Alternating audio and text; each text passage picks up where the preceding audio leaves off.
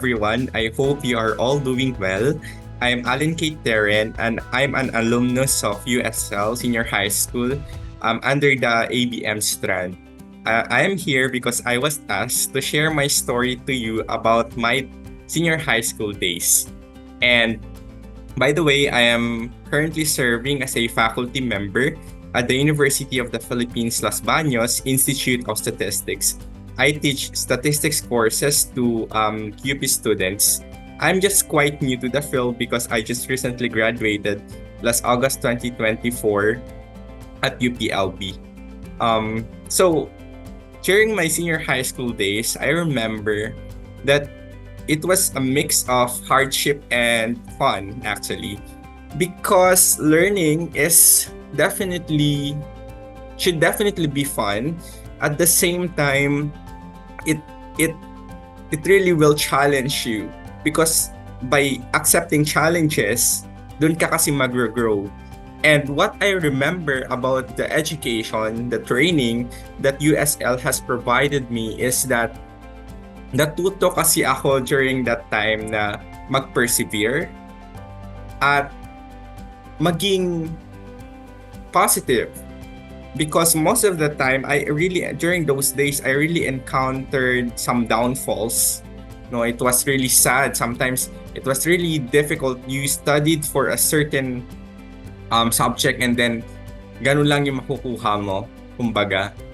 But it enabled me to realize that it's not always bad, because we could see sometimes we learn more from our mistakes. And the good thing about USL is it provides you the opportunity to have quality education, and it also provides you a playground to have fun while learning. Because aside from the training that they have provided me, like academically, no, I was trained to do more. I was challenged. I was given some challenges that enabled me to enhance my skills more. And at the same time, I got to enjoy the things that I do, because their curriculum is really designed for the students to enjoy what they are doing.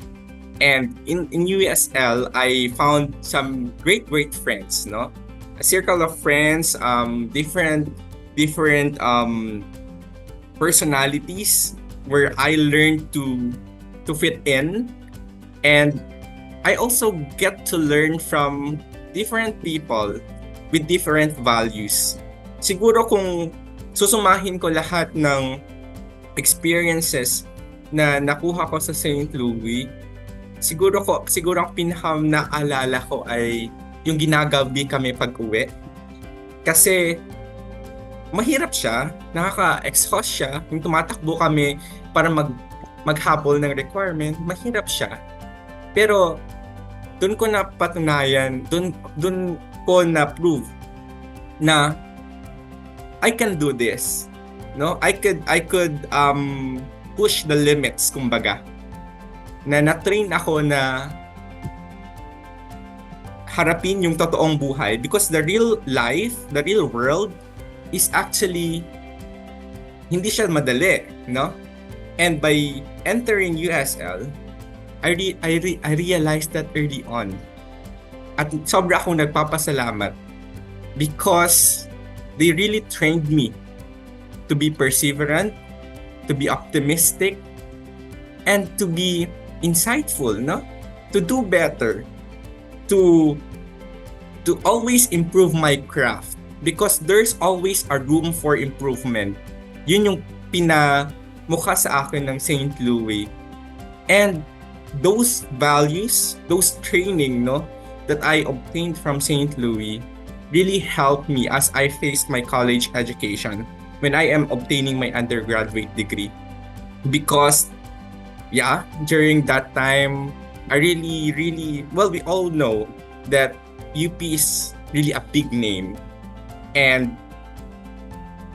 during that time, sabi ko, kakayanin ko kaya pag pumasok ako sa UP, because academics sometimes, and most of the times, is really stressful. But when I entered, I realized how helpful the values, the experiences, the memories, no, the lessons that I have obtained from USL. They really have a strong curriculum, especially in the ABM. I can talk for the ABM kasi doon po ako galing. They really have a strong ABM curriculum, no? The teachers are really helpful. They really do well in their in teaching the subjects, and they are creative in the discussion or in imparting the learnings that we should know. And siguro doon ko din sa St. Louis din na realize that I wanted to become a statistician because fun fact lang, during my senior high school days, statistics and probability is a subject. Yun po yung pinakamababang grade na nakuha ko sa St. Louis. Pero to my surprise, I took statistics at UP Los Baños, no? Because back then, USL made me realize that I love writing research papers. And when we are doing our research, kasi parang tinatrain din po kami noon na pagandahin pa yung craft namin sa research, yung knowledge namin sa research. I realized back then na na-enjoy ko pala yon na magsulat ng mga research paper. At kasama kasi sa research ay, of course, analysis, no? Statistical analysis particularly. And nakikita ko na medyo pricey magbayad ng statistician. And I thought, bakit kaya hindi na lang ako maging statistician? Para kapag susulat man ako ng research paper, ako na lang yung magiging statistician ng sarili kong papel. And it happened. I enrolled, I got to pass the UCAT, no? And during that time, my first choice was BS Statistics. And I graduated in USL 2020 na. We were pandemic babies. Actually, we didn't have graduation. We just had it on Facebook live stream po yata yun noon. So, sad no, wala kaming graduation. But when I entered BS Statistics program at UP, it was really challenging. Like, definitely challenging. And I thought, if I didn't have the training that USL has given me during my senior high school days, I would have not survived the degree program. Because it was really challenging. No, when we are dealing already with the higher stat, we are already dealing with the theories of statistics. It was really challenging. And most of the time, it was really painful because minsan aral ako ng aral, no? I really study well, but it's not reciprocating. It's not giving, kumbaga. But I manage it because of the trainings that I got from the USL. They significantly affected my perseverance, no, in taking challenges in my degree program. And I am always thankful to that. My teachers know that. Yung mga dati kong mga subject teachers, no, sa high school, alam nila kung gaano ako din nagpursige dun sa high school pa lang. Kaya ako na-train. Kasi maganda yung training po na pinoprovide ng USL senior high school, no? Particularly ABM. Maganda po yung training na pinoprovide nila. At kaya siguro na nakamit ko din yung some kumbaga sa akin kasi parang small wins that I had. Well, I was really grateful and I was really thankful that I obtained my BS Statistics degree at the UP Los Baños with Latin honors, no. I graduated magna cum laude, and just recently because I am really kind of passionate to writing research papers. I won the Best Student Paper Award during the National Student Faculty Conference on Statistical Sciences. I really shared the achievement to my alma mater because they really provided me with the training that I need to have, not just academically, but also spiritually as well, but also the values that they instilled in me really helped me to face the challenges outside, because the challenges outside the work outside of the academe is really heavy, but I get to manage them over time kasi ine-employ ko po yung training na provide ng St. Louis sa akin. And all those memories that I had, very, very fun memories, no? Kasi ang dami din pong event yung USL, like may mga graders day, may mga foundation day na hindi lang tayo nagpo-focus sa academics, pero nagpo-focus din sila sa kung paano mabibuild yung social skills. By the way, kung napapanood ito ng mga friends ko na na-form ko sa St. Louis, hello sa inyo. I hope you are all well in your own field, no? Yon, yung mga friends, yung mga connections na build namin sa St. Louis, they are really priceless.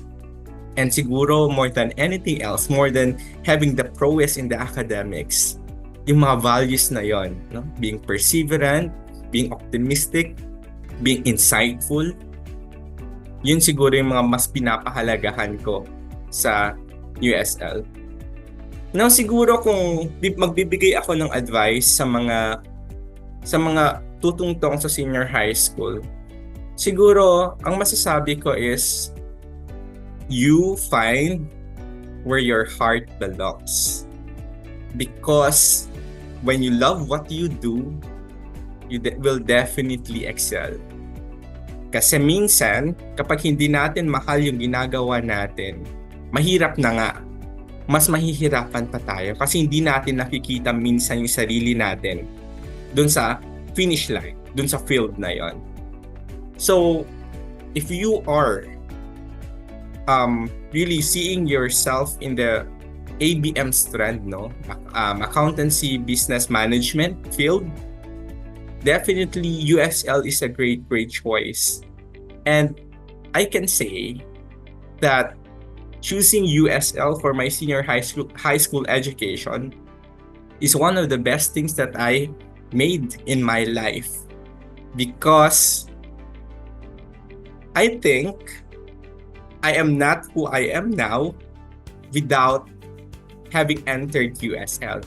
And I'm always grateful to my mentors there, to those who really trained me to become better in my craft.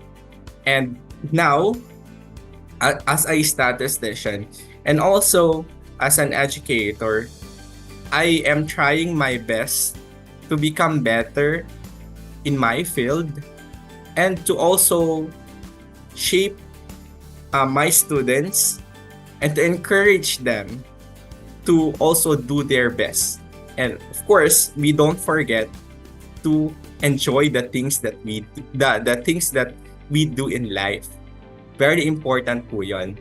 Kailangan na-enjoy natin yung mga ginagawa natin sa buhay.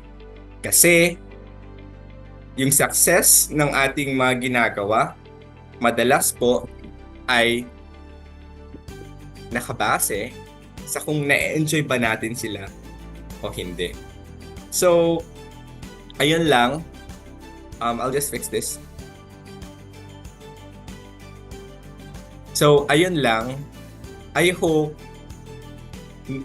may natutunan kayo sa sinasabi ko ngayon at nakapag-share ako ng konting information about the things that you would expect kapag pumasok kayo sa USL, specifically sa ABM Strand. Just follow your heart. And because if your heart belongs to the field that you have chosen, you will definitely excel. And ayun, hello po sa mga previous na classmates ko, previous na mentors ko sa St. Louis. Maraming salamat po sa pag-hone sa akin. Sila Ma'am Ann, kung nandyan pa po sila Ma'am Ann, sila Ma'am Claire, naalala pa po ninyo ako. Maraming salamat po sa pagbibigay sa amin ng opportunity na mag-grow. At the same time na na-hone po yung discipline namin sa mga rules and regulation. And at the same time, nag-enjoy po kami. Naka-build po kami ng mga long-lasting memories sa university na kailanman ay hindi po namin makakalimutan. So yun lang po, sana mag-iingat kayo palagi at what should I say? At always remember that if we enjoy learning, we will definitely excel in our field. Yun lang. Thank you po.